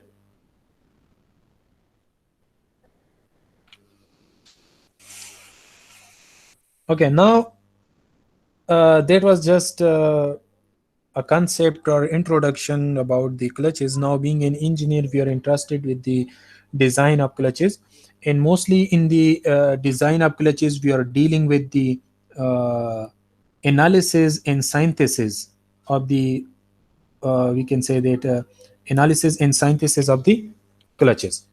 ठीक है कि सपोज अगर आपने इतना टार्क ट्रांसमिट करना है, ठीक है, उसकी स्पीड क्या है, तो वी कैन से दैट अगर एक शॉप से दूसरी शॉप तक आपने इतना टॉर्क ट्रांसमिट करना है ना, तो इनके दरमियान अगर आप क्लच इंस्टॉल करेंगे तो उस क्लच पे कितना फोर्स अप्लाई करना होगा कि वो प्रॉपरली इंगेज हो जाए या डिसइंगेज हो जाए, ठीक है, या पे कितना फ्रिक्शन प्रोड्यूस होगा, या पे कितने रेजिस्टेंसेस प्रोड्यूस्ड होंगे, कितना टेम्परेचर राइज होगा, कितना एनर्जी लॉस होगा, क्लच के डायमेंशंस क्या होनी चाहिए. So all of this is called the analysis. ठीक है, तो जब भी आप एनालिसिस करते हैं क्लचेस की, so actually we are interested in the actuating force, mean the force which is required for the engagement और disengagement of the clutch, कि कितना फोर्स आपने अप्लाई करना होगा. ठीक है, और जब ये इंगेज हो जाए, ठीक है, तो कितना टॉर्क जो है ट्रांसमिट होगा. ठीक है, या दो शाफ्ट को डिसएंगेज करने के लिए आपने कितना फोर्स या कितना टॉर्क अप्लाई करना होगा, कोएफिशिएंट ऑफ फ्रिक्शन क्या होगा, क्लच की ज्योमेट्री क्या होगी, मीन उसके डायमेंशंस क्या होंगे, अगर रेडियस क्या होगा, उसका मटेरियल क्या होगा, मटेरियल की कैरेक्टरिस्टिक्स क्या होंगे. ठीक है, सिमिलरली एनर्जी लॉस कितना होगा during the engagement and disengagement, कितना एनर्जी जो है वो लॉस हो सकता है, टेम्परेचर कितना राइज हो सकता है. So to deal with these parameter, that is called the analysis, या that is called the design of clutch. Okay, now तो डिजाइन होता है या एनालिसिस होता है of all different types of the clutches which are working on the principle of friction. Okay, they have these following steps. That first you will have to look into the distribution of pressure. देखें, अगर ये दो plates हैं ना, इन दोनों को अगर आप इंगेज करना चाहते हैं या इनको अगर आप डिसएंगेज करना चाहते हैं, ठीक है, तो अगर इन दोनों को आप इंगेज करना चाहते हैं तो ये दोनों जब एक दूसरे के साथ कनेक्ट हो जाए ना, तो दोनों सरफेसेस के दरमियान जो प्रेशर है वो किस तरह डिस्ट्रीब्यूट होगा, मैक्सिमम प्रेशर कहां पे होगा, मीन कौन से पॉइंट पे मैक्सिमम प्रेशर होगा, प्रेशर डिस्ट्रीब्यूशन क्या होगा, यूनिफॉर्म होगा कि वेरिएबल होगा. पहले आपने इसको देखना है. फिर आपने क्या करना है, आपने रिलेशनशिप फाइंड करना है कि अगर ये दोनों सरफेसेस हैं ना, इनके दरमियान जो प्रेशर डेवलप हो रहा है due to the actuating force, अगर वो कांस्टेंट है, यूनिफॉर्म है, तो फिर हर एक पॉइंट पे जो प्रेशर होगा वो मैक्सिमम प्रेशर के बराबर होगा. ठीक है, पी जो है that is representing the maximum pressure and p is representing the pressure at any point. So अगर दो सरफेसेस के दरमियान प्रेशर डिस्ट्रीब्यूशन कांस्टेंट है तो फिर क्या होगा, P और PA बराबर होगा. ठीक है, अच्छा, अगर दो सरफेसेस के दरमियान प्रेशर डिस्ट्रीब्यूशन जो है वो कांस्टेंट नहीं है, प्रेशर डिस्ट्रीब्यूशन कांस्टेंट नहीं है, वेरिएबल है, तो पहले आपने देखना है कि मैक्सिमम प्रेशर कहां पे होगा और मैक्सिमम प्रेशर का प्रेशर एट एनी पॉइंट के साथ रिलेशनशिप क्या है. समझ आ रहा है ना ये दो पॉइंट्स. ठीक है, मीन डिजाइन में जो है आपने इन स्टेप्स को फॉलो करने होंगे. पहले आपने क्या करना है, आपने ये देखना है कि प्रेशर डिस्ट्रीब्यूशन किस तरह है between the two surfaces, uniform है कि नॉन यूनिफॉर्म है. अगर प्रेशर डिस्ट्रीब्यूशन यूनिफॉर्म है then the maximum pressure will be equal to the pressure at any point, mean किसी भी पॉइंट पे अगर प्रेशर हो तो वो कांस्टेंट होगा और वो मैक्सिमम होगा. अब अगर प्रेशर जो है वो वेरिएबल है तो फिर आपने क्या करना है, pressure at any point in maximum pressure के दरमियान रिलेशनशिप आपने फाइंड करना होगा। और थर्ड स्टेप क्या है, आपने जो है फाइंड करना है कि कितना फोर्स अप्लाई करना होगा, कितना टार्क ट्रांसमिट होगा। और अगर एक सिस्टम है, ये फिक्स सिस्टम है, तो जब आप इस पे फोर्स अप्लाई करते हैं so it will resist it, या रिएक्शंस उसके होंगे ना, तो वो सपोर्टिव रिएक्शंस आपने फाइंड करने। तो एनालिसिस में या डिजाइन में हम इन तीन चीजों को देखते हैं। ठीक है,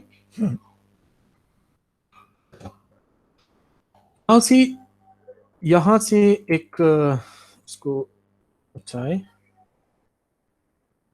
यहां तक क्लियर हो गया?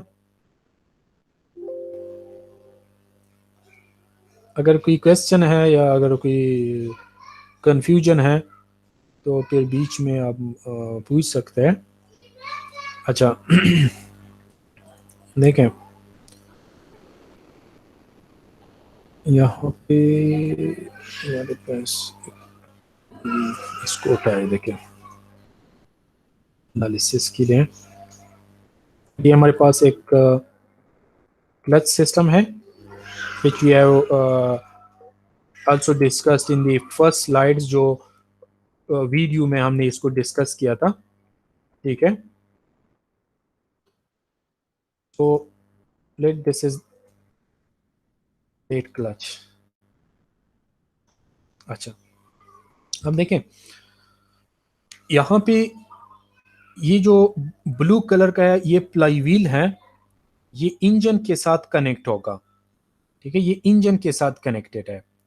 सिमिलरली ये जो वाइट शॉफ्ट है ये आउटपुट के साथ कनेक्ट है। नाउ ये क्लच पेडल है, जब आप क्लच पेडल को प्रेस करेंगे, क्लच पेडल को जब आप प्रेस करेंगे तो क्या होगा, यहां पे ये दो वाइट शूज अगर आपको नजर आ रहे हैं ना, ये दो वाइट शूज ये डिसएंगेज हो जाएंगे। ठीक है, और जब आप इसको रिलीज कर लें तो ये दोनों जो है ये कनेक्ट हो जाएंगे। ठीक है, अच्छा ये किस तरह कनेक्ट होंगे, देखें जब आप पेडल को रिलीज कर लेना तो इस स्प्रिंग के जरिए ये स्प्रिंग एक्सपेंड हो जाता है, तो ये इस पेट पे फोर्स एक्सर्ट करता है,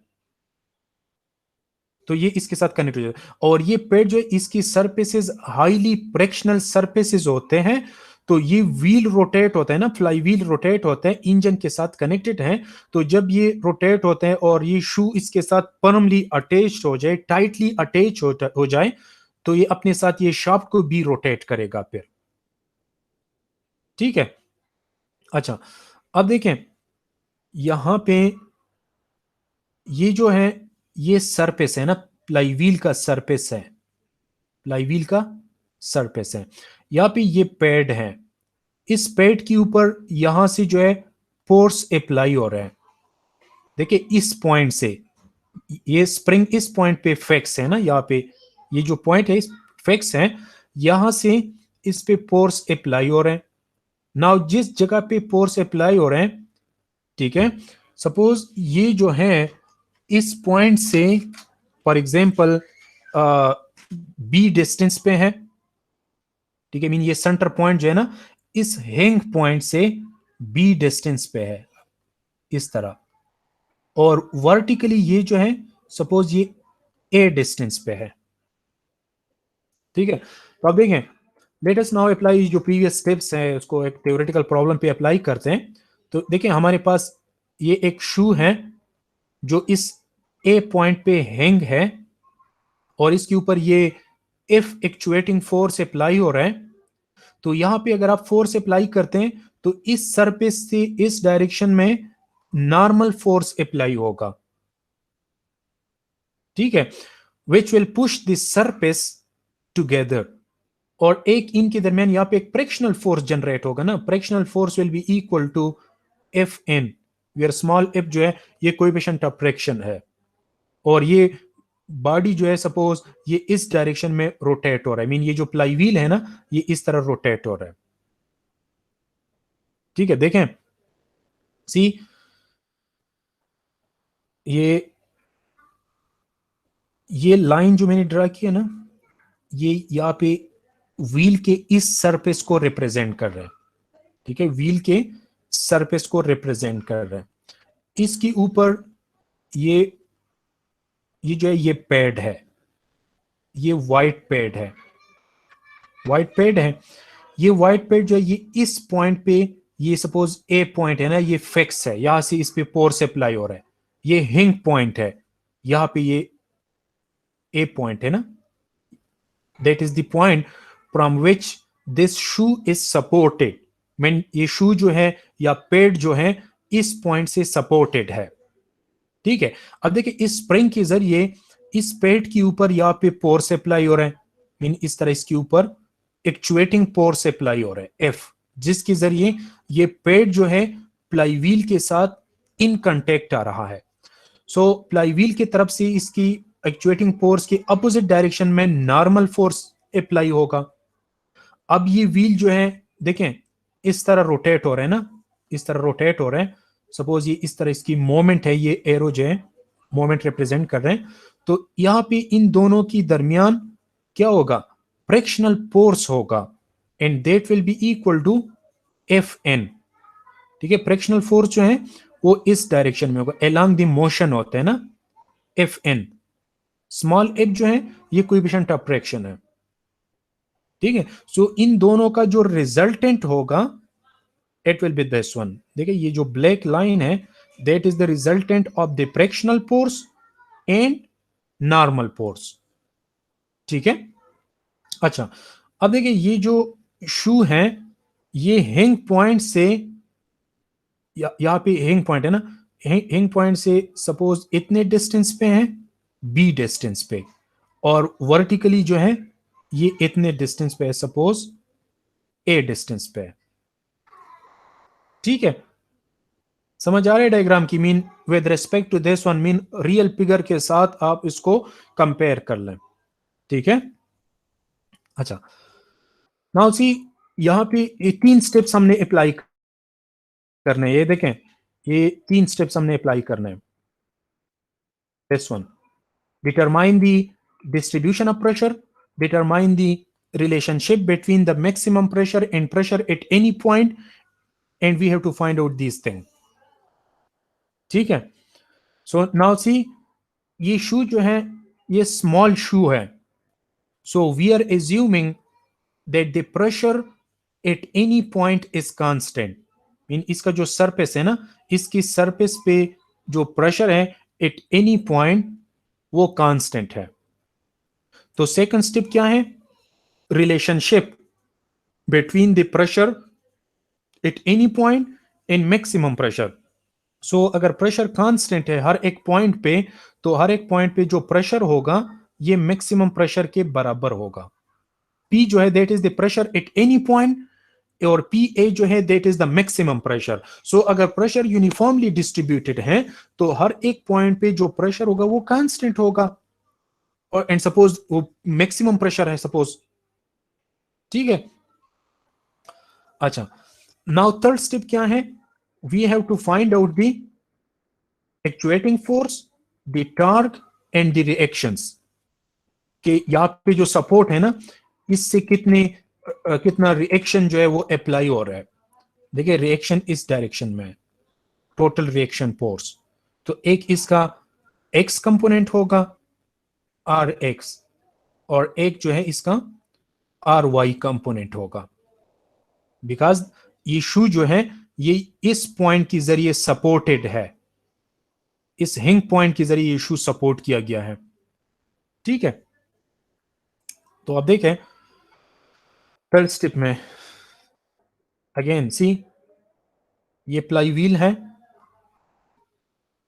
ये लाइन जो मैं ड्रॉ कर रहा हूं ना ये प्लाई व्हील के इस सरफेस को रिप्रेजेंट कर रहा है, ठीक है। सपोज ये इस डायरेक्शन में रोटेट हो रहा है, so that is the direction of motion. इसके साथ ये शू कनेक्टेड है, ठीक है। शू के जरिए जो है ये आउटपुट शॉफ्ट के साथ इंगेज होते हैं या डिसइंगेज होता है। शू का जो ये सरफेस होगा ये हाईली फ्रिक्शनल सरफेस होगा। अब ये शू जो है ये इस हिंग पॉइंट के जरिए सपोर्टेड है, मीन यहाँ पे एक पॉइंट है ना, एक नट लगा हुआ है जिसके जरिए ये शू सपोर्टेड है, mean that is the supportive point for this shoe. Now देखिए इस स्प्रिंग के जरिए इस डायरेक्शन में एक्चुएटिंग फोर्स अप्लाई होता है through which this shoe is connected with the flywheel. Flywheel का जो सरफेस है वो एक्चुएटिंग फोर्स के अपोजिट डायरेक्शन में नॉर्मल फोर्स अप्लाई करेगा। शू की जो सरफेस है और फ्लाईव्हील का जो सरफेस है इनके दरमियान फ्रिक्शनल फोर्स होगा, and that frictional force will be equal to the coefficient of friction multiplied by the normal force. ठीक है, एफ जो है that is the coefficient of friction. Actually ये फोर्स यहां पे है इन दोनों सरफेसेस के दरमियान। इसका डायरेक्शन क्या होता है? In the direction of motion, in the direction of motion.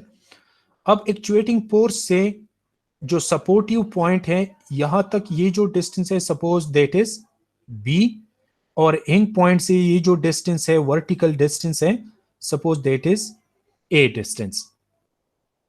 ठीक है, now we have to find out the actuating force और टार्ग ये फाइंड करना है। तो फर्स्ट स्टेप जो है हमने फाइंड किया कि हमने एज्यूम किया कि शू स्मॉल है तो उसकी हर एक पॉइंट पे जो प्रेशर डिस्ट्रीब्यूशन है suppose that is constant.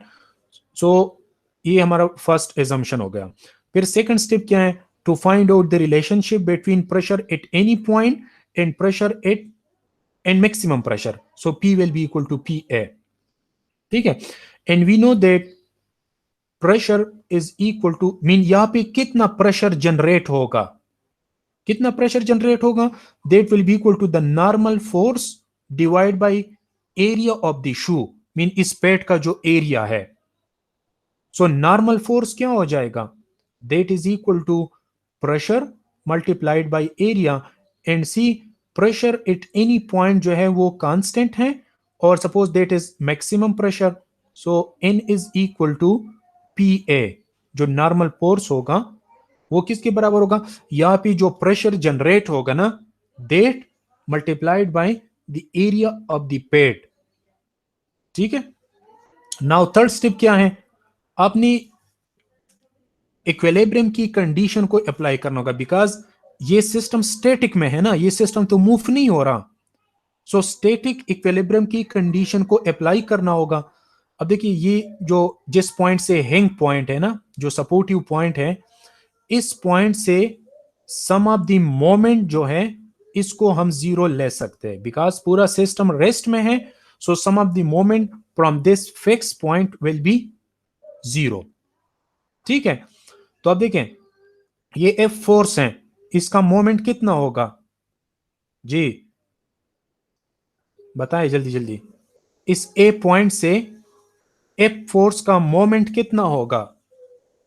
F multiplied by B आ जाएगा, mean force multiplied by moment arm. ठीक है, ये इस डायरेक्शन में जो है टॉर्क प्रोड्यूस कर रहा है। ठीक है, दूसरा फोर्स क्या है हमारा? ये नॉर्मल फोर्स है ना, सॉरी फ्रैक्शनल फोर्स है, तो ये भी उसी डायरेक्शन में है, तो इसको हम इस तरह लिखते हैं प्लस FN। देखें एक्चुअली नॉर्मल फोर्स यहां पे एग्जर्ट होता है। ठीक है, देखिए यहां पे एक ब्लैक लाइन में ड्रॉ कर दूं, नॉर्मल फोर्स यहां पे एग्जर्ट होगा। तो ये कितने डिस्टेंस पे है इस पॉइंट से जिससे हम मोमेंट फाइंड करते हैं? A डिस्टेंस पे, तो FNA आ जाएगा। ठीक है, तीसरा फोर्स क्या है? नॉर्मल फोर्स है। नॉर्मल फोर्स जो है इस डायरेक्शन में एग्जर्ट हो रहा है ना, यहां पे देखें इस डायरेक्शन में है। सो ये माइनस होगा because that is in opposite direction, और इसका मोमेंट आर्म कितना है? That is B। सो तीन फोर्सेस है, एक एक्चुएटिंग फोर्स है, एक फ्रैक्शनल फोर्स है, एक नॉर्मल फोर्स है। तो तीनों फोर्सेस से जो टॉर्क प्रोड्यूस मोमेंट प्रोड्यूस होगा, sum of that moment will be zero. ठीक है, नाउ FB प्लस FN क्या है? ये इसके बराबर है ना, N is equal to maximum pressure multiplied by area of pad multiplied by A। ये स्मॉल a जो है that is the distance of the shoe from the hinge point, ये वर्टिकल डिस्टेंस जो है। ठीक है, minus NB is equal to zero. अब इस इक्वेशन को अगर आप जो है सिंप्लीफाई कर लें और इससे जो है एक्चुएटिंग फोर्स निकाल लें, ठीक है। सो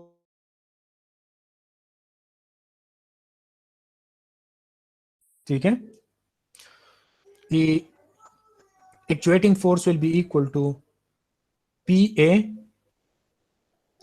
देखिए यहाँ पे भी आप पुट कर ले उसकी n की वैल्यू पुट कर लें, that n is equal to PA into A, ठीक है। तो आप इसको पुट कर ले PA A into B minus F PA A divide by B, ठीक है। या F is equal to P और A जो इसमें कांस्टेंट है, तो B minus F A divide by B। Now that is the actuating force. Parameters को देखें, यहाँ पे देखें ये जो एक्चुअल फिगर है ना, एक्चुअल फिगर में देखें यहाँ पे ये शू है, तो इस जो जिस पॉइंट पे ये फिक्स है या सपोर्ट है, इस पॉइंट से ये डिस्टेंस जो है ये ए डिस्टेंस है, इस पॉइंट से ये हॉरिजॉन्टल डिस्टेंस जो है यहां तक ये डिस्टेंस ये बी डिस्टेंस है। यहाँ पे जिस मटेरियल से ये पैड बना हुआ है उसका कोएफिशिएंट ऑफ फ्रिक्शन एफ है, ठीक है। और इसका जो सरफेस एरिया है ना, मीन इसका विड्थ कितना है और लेंथ कितना है, दैट इज कैपिटल ए, ठीक है। और यहाँ पे कितना प्रेशर जनरेट होगा, मैक्सिममली कितना प्रेशर जनरेट होगा, P A. Now how much is this exerting force, how much is this actuating force through which the pad is connected with the flywheel। अब अगर आपने इसको डिस्कनेक्ट करना है तो पेडल को आपने प्रेस करना होगा, पेडल को आपने कितना प्रेस करना होगा, उसके ऊपर आपने कितना फोर्स अप्लाई करना होगा, equal to this force but in opposite direction.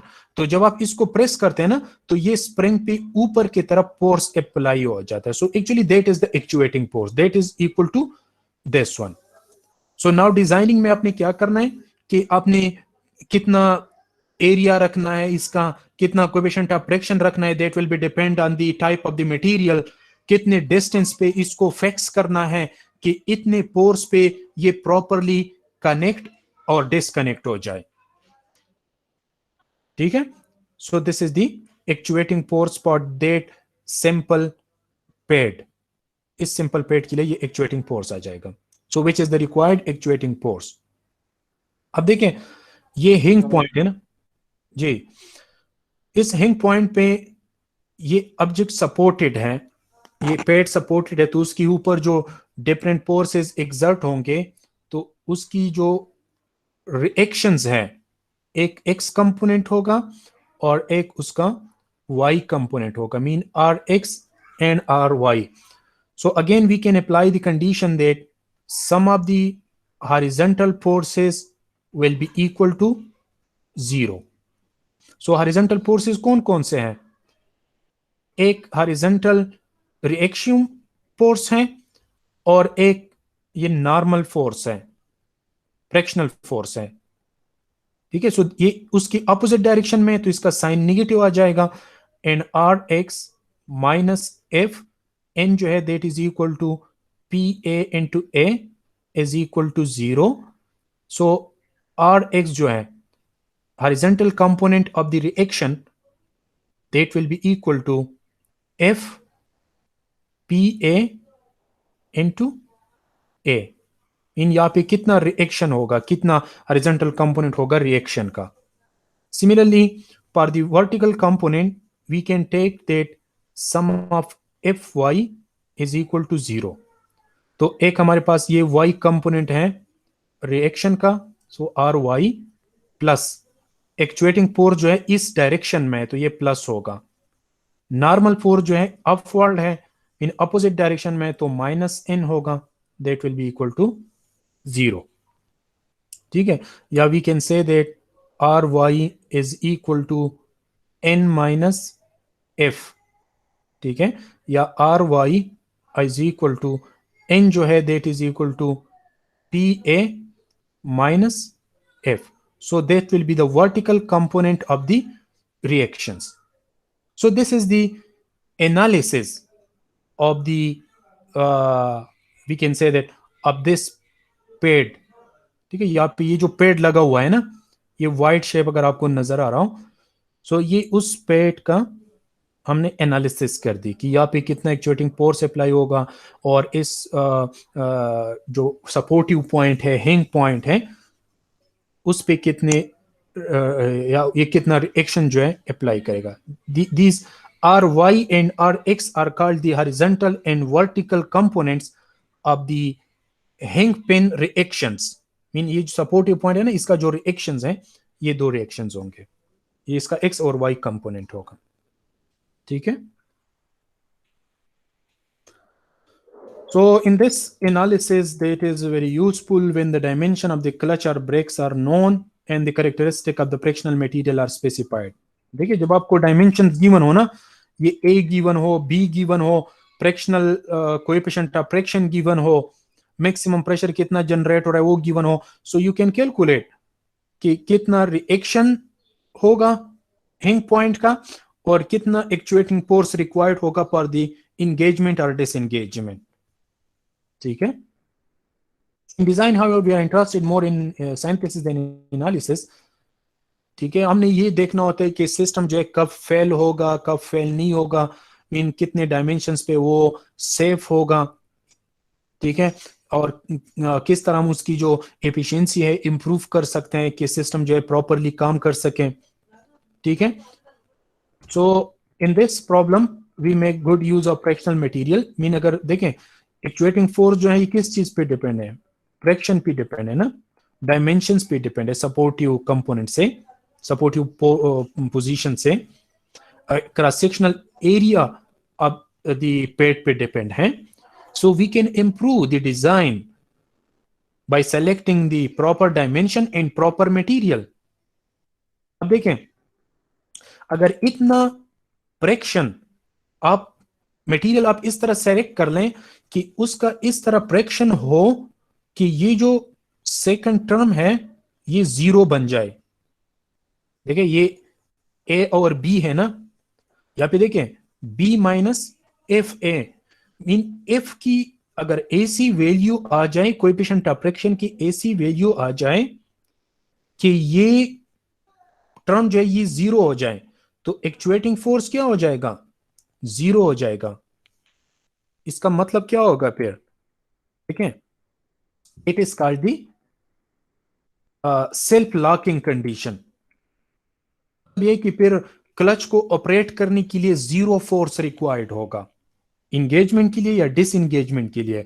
तो अक्सर क्या होता है, जो अगर आप लोगों ने सुने हुए हैं कि ब्रेक फेल हो गया या क्लच फेल हो गया, तो अक्सर वो इस तरह होता है कि ये जो फ्रैक्शन है ना, ये इनिशियली तो ये उसकी एक फिक्स वैल्यू होती है, लेकिन with respect to the use ये फ्रैक्शन क्या होता है, ये वियर एंड टियर हो जाता है ना, खत्म हो जाता है. तो अगर इसकी वैल्यू इस तरह आ जाए कि ये वैल्यू जीरो हो जाए, तो फिर एक्चुएटिंग फोर्स जीरो होगा. तो मतलब ये है कि ये ब्रेक होता है या क्लच जो होता है ये सेल्फ लॉक हो जाता है, फिर आप उसको कंट्रोल नहीं कर सकते, मीन आउट ऑफ कंट्रोल हो जाता है. So this term should not B zero. Mean आपने डायमेंशन या कोएफिशिएंट ऑफ फ्रैक्शन इस तरह सेलेक्ट करना है कि ये टर्म जो है ये जीरो ना हो. ठीक है. और अगर आप लोगों ने ये भी देखे हुए हैं या सुने हुए हैं कि अक्सर जो है ब्रेक पैड चेंज करते हैं या क्लच पैड जो है ये चेंज कर देता है कि to avoid the self locking condition. ठीक है. And this term should not be equal to zero and this term should be less than unity. अगर ये वन से ज्यादा हो जाए तो फिर इसको सेल्फ एनर्जाइजिंग कंडीशन कहते हैं. ठीक है. और अगर ये जीरो हो जाए तो फिर इसको सेल्फ लॉकिंग कंडीशन कहते हैं. हमारे पास दो टर्म्स होते हैं ना, फेल सेफ. अक्सर इस तरह होता है कि सपोज अगर ड्राइवर जो है, इन केस अगर ड्राइवर जो है वो सो जाए, गाड़ी में ड्राइवर जो है वो सो जाए, तो ये व्हीकल जो होते हैं ये खुद ब खुद फिर क्या होते हैं, ये फेल होके स्टॉप हो जाता है. जिस तरह सिंपलेस्ट एग्जांपल जो है, घरों में जो फ्यूज सिस्टम होता है ना, इलेक्ट्रिसिटी का फ्यूज सिस्टम होता है, मीन अगर एक जगह पे कोई शॉर्ट सर्किट आ जाए या कोई मसला आ जाए तो फ्यूज जो है वो खराब हो जाता है, तो बाकी सिस्टम जो है वो सेफ रह जाता है। तो similarly this concept can be applied for the clutches and brake system, जिसको हम फेल सेफ सिस्टम कहते हैं, ठीक है, या इसको डेड मैन भी कहते हैं कि सपोज अगर बंदा जो है, ड्राइवर जो है वो सो जाए, या सपोज अगर वो डेड हो जाए during the operation of the machinery, तो ये जो क्लच होता है या ब्रेक जो होते हैं वो सेल्फ लॉक हो जाता है, ठीक है, for the safety purposes. So this is just the analysis of the simple pad which can also be used for the brakes and clutches। इन इस तरह भी है ना कि सपोज अगर आपके पास एक एक एक एक व्हीकल है, वो मूव हो रहा है और इसके साथ यहाँ पे पेड अटैच कर लें। सिंपलेस्ट एग्जांपल आप लोगों ने साइकिल का ब्रेक्स, साइकिल की जो ब्रेक हैं वो आप लोगों ने देखे होंगे ना, टायर के साथ दोनों साइड पे इस तरह दो छोटे छोटे पैड्स होते हैं।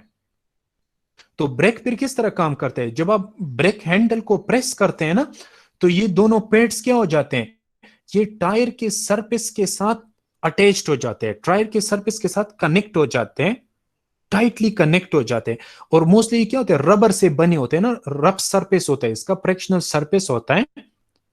तो वो फ्रिक्शन की वजह से टायर की स्पीड को क्या कर देते हैं, रिड्यूस कर देते हैं। तो यहां पे इस पे कितना फोर्स अप्लाई होगा और कितनी उसकी रिएक्शंस जनरेट होंगे। So the similar concept can be applied for that paid brake system, ठीक है। साइकिल में जो ब्रेक की जो पैड्स लगे हुए हैं, अगर आप लोगों ने देखे हुए हैं, ठीक है, वो जस्ट दो छोटे शूज होते हैं, उसको शूज कहते हैं या पैड्स कहते हैं उसको।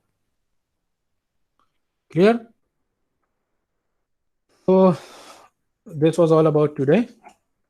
So we have just introduced the clutches, the functions and different types of clutches, and also we have discussed the different steps which are involved during the analysis of clutch or pad system. Inshallah, in next class then we will discuss the other types of the clutches and we will discuss their analysis. Okay.